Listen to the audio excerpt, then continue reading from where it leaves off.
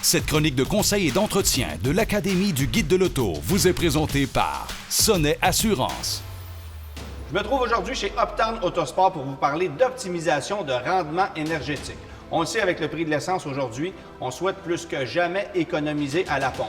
Et l'industrie nous laisse croire qu'il y a plusieurs trucs super intéressants, mais attention, il ne faut pas se faire avoir. Évidemment, tout ce qui s'appelle capsule, pilule que vous pouvez mettre dans votre réservoir d'essence dans le but d'économiser, ça ne fonctionne pas. Même chose pour les petits modules soi-disant électroniques qu'on branche sous le tableau de bord. Une pure arnaque, ne touchez pas à ça.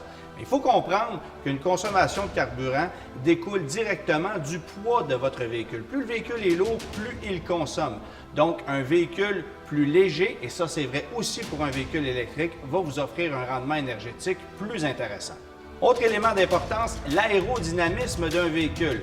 Mais ce qui altère aussi l'aérodynamisme d'un véhicule, c'est les accessoires que vous allez mettre sur votre véhicule. Un porte-bagages de toit, un déflecteur de capot, des pneus qui sont plus agressifs, comme ce qu'on retrouve sur le Jeep derrière moi. Ça impacte sur la consommation d'essence de façon considérable. Pour un bon rendement énergétique, l'entretien de votre véhicule est également important. Les bougies en bonne condition, des filtres à air qui sont remplacés sur une base régulière, une voiture qui est bien alignée, c'est important. La pression des pneus aussi impacte sur la consommation d'essence. Maintenant, est-ce que mettre de l'essence super, ça peut vous permettre d'économiser à la pompe? Ça va vous coûter beaucoup plus cher que ce que vous allez économiser en retour.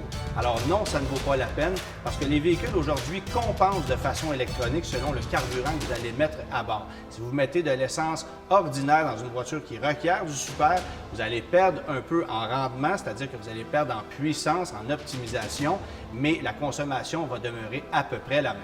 Et en terminant, c'est bien de vouloir optimiser notre rendement énergétique, mais ne conduisez pas de façon trop dangereuse. On voit souvent des véhicules électriques à 75 km/h l'hiver sur les routes avec des vitres complètement givrées, ne serait-ce pour qu'on puisse se rendre à domicile. Eh bien ça, c'est pas conseillé.